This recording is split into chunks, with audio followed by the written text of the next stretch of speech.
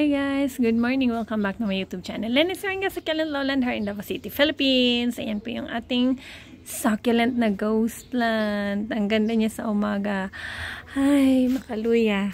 Tapos alam nyo guys, ala, good morning kaayo.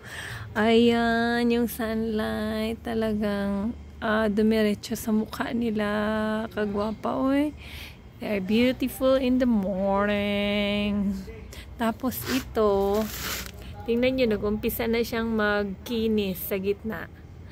Kasi, transfer ko yung area niya. Nagiging ganito kasi siya. Hindi naman to siya ganito dati. Hindi katulad nung isa dati ganyan.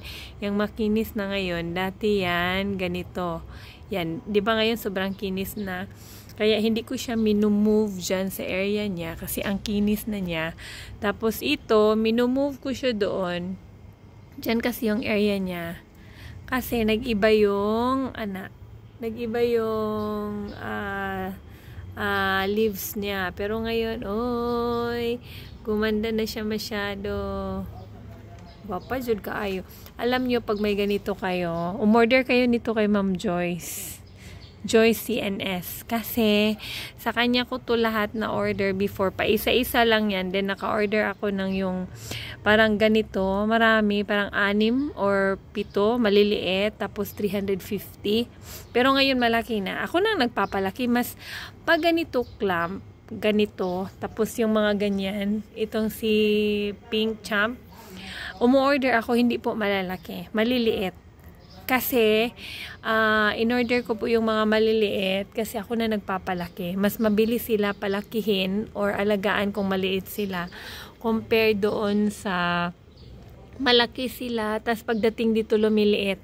Oo, ayoko ng ganun. Nakatry na po ako. Kaya ayoko nang umorder ng mga malalaki na ganito. Gusto ko mga maliliit.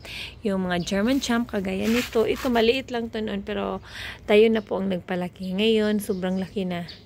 So, kaya kayo advice ko sa inyo, umorder kayo ng maliliit. Ito, meron nga akong bago, this one. Ito, maliit to, pero ngayon medyo malaki na, oh. Super liit nito guys, nung dumating, a month ago ata. Nag-video ako. A month ago, almost a month ago. Tapos, tinanim ko lang dito. Bilis sila makapag-adjust pag maliit sila, pero pag malaki, hindi. Grabe. Ito si Baekya. Alam mo, nakita Baekya. Tapos ito si Pink Champ. Tapos, ayan, yan lang po yung mga clamp ko. Tapos kagabi, guys. Grabe, kaulan. Oh, naligo na naman sila sa ulan. Ito, basang-basa si Cheesecake. Hello, Cheesecake. Basa kaayo. Oh, ito si, anong tawag sa'yo?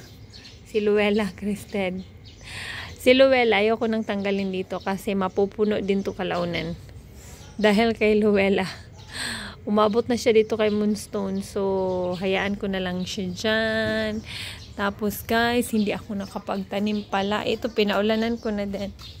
Ayan. Yan. Update lang ako sa mga succulent ko.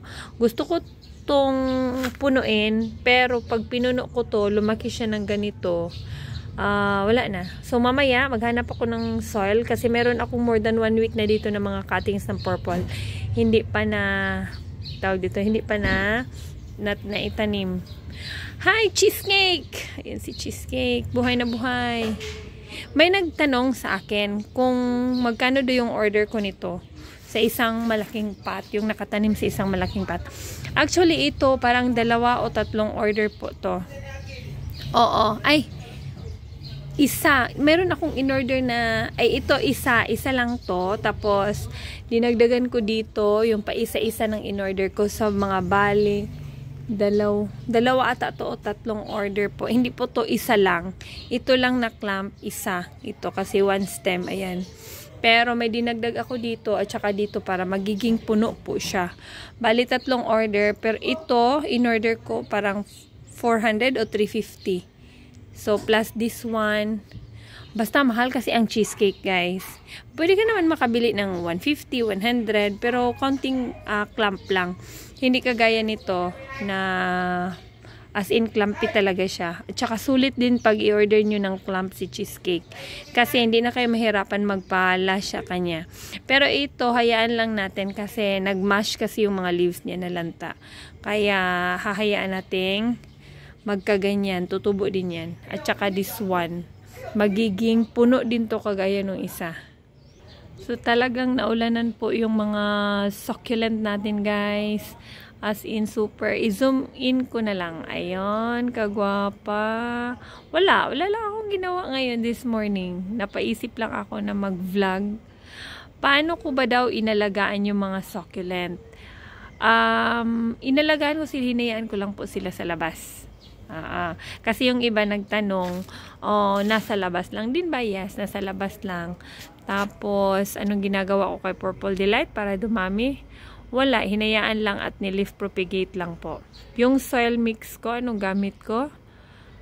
Sa ngayon po, more than 6 months. Ay, basta this year. Starting this year, garden soil na po yung ginagamit ko sa halos lahat ng succulent ko po. Kung mayroon man silang mga old na yung soil na pinagtamnan, tapos nasa maliit sila na pot, ang ginagawa ko, sinasabay ko yung soil nila, yung dating soil nila. Sa iba hindi sa lahat. Pero pag maliit na pot, sinasabay ko po yung mga soil nila. Tapos tinatanim ko sila na sa garden soil kasama yung old soil nila na may pamis po. Yun. Tapos ngayon po, wala na akong nagpapamis. Hindi na po ako nagpapamis kasi aside sa mahal ang pamis, kaya man natin. Pero mas gusto ng mga succulents dito sa city yung walang pamis based on my new discovery. Charot. Hindi, yung first ko, kasi ako nagtanim yung binigyan ako ng sister-in-law ko, guys. Nagtanim ako doon sa garden soil. Hindi ko pa kasi alam yung pamis-pamis. At saka, nilagay ko doon sa tuktok ng pader. Kung makikita nyo doon sa mga video ko before, yun po ang ginagawa ko. Tapos, ang nagiging nangyari po, doon sa succulent na tinanim ko lang sa garden soil na naulan-ulanan, buhay na buhay, dumarami at lumalaki. Doon lang ako nagpamis nung nagsimula pa ako magtingin-tingin ng mga videos. Lagyan pala to ng pamis para well draining. Yung nagsa-start ka pa, pero hindi po pala lahat applicable yun sa area nyo. Depende sa area nyo. Pero sa amin, dito sa Davao City, yun po ang the best na na-discover ko, yung walang pamis, garden soil lang. Kasi lumalaki po yung succulent at dumarami at nagugustuhan po nila yun dito sa Davao City, yung walang pamis-pamis. Kahit nga bumili ako sa iba, ay makikita mo talaga na walang pamis yung mga succulent nila. Kaya sabi ko, bakit naman ako gagamit ng pamis or pumice ba yan? Hindi na nga sila gumagamit, di ba? So yun lang. Kayo, ewan ko sa inyo kung gusto nyo magpamis, hala sige. Yung butas nito, yung butas ng mga clay pots ko, so far yung normal nila na butas, hindi ko na binutasan. Kasi pag clay pots naman, mabilis naman mag-dry ang soil. Tapos, hindi naman sila nagsastock yung tubig talaga sa pamis. Ay, sa pamis naman, sa clay pots. Tapos, anyway guys, yung mga Mendoza ko, gusto nila sa area na ang tawag dito, mainit na malamig.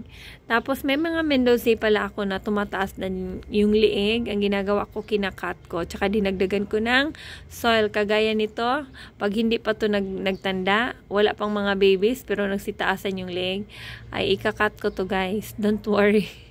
Ganyan ang ginagawa ko. Sa tingin ko hindi naglalash. Kagaya nito, tinanim ko pero matagal na. Tumataas lang yung mga stem nila. Parang walang pakialam sa mundo.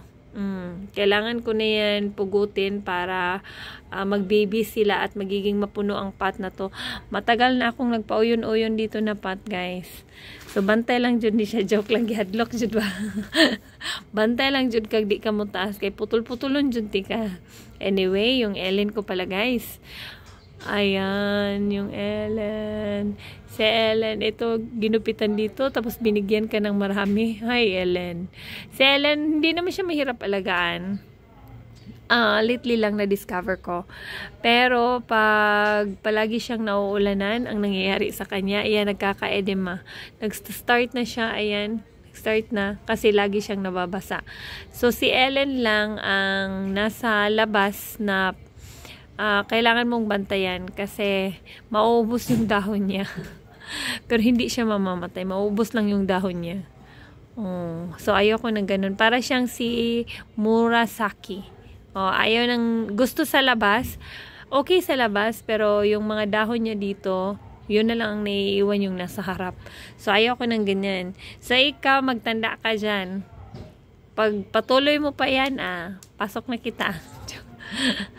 So, wala lang ako magawa sa morning ngayon. Morning na morning, guys. Nakita ko kasi maganda. Minsan lang ako nakakita dito sa morning, sa garden ko. Kadalasan kasi nandun agad ako sa school. Kagaya ngayon, nasa school na ako. So, ngayon, Saturday, magsisimba kami. So, before kami magsimba, mag-video muna ako. Diba? Ito muna yung naisip ko na video. So, guys, ayan. Hanggang dito na lang muna siguro yung kauuwihan ko, ha? So, thank you so much for watching. See you on my next vlog, guys. Bye-bye. Yan. Ang ganda-ganda sa morning. Ganda talaga sila. Uy, mabuang jud ko. Ako lang bang nabuang? Apa siguro mo no. Kanang mga succulent lover diha. Uy, naagoy nagsuroy pandesal with malunggay, init pa.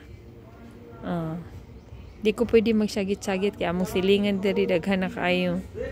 Una nagkanta-kanta silingan to, guys. Okay? Lami kay kanta. Oy, sige, bye-bye, guys. Good morning.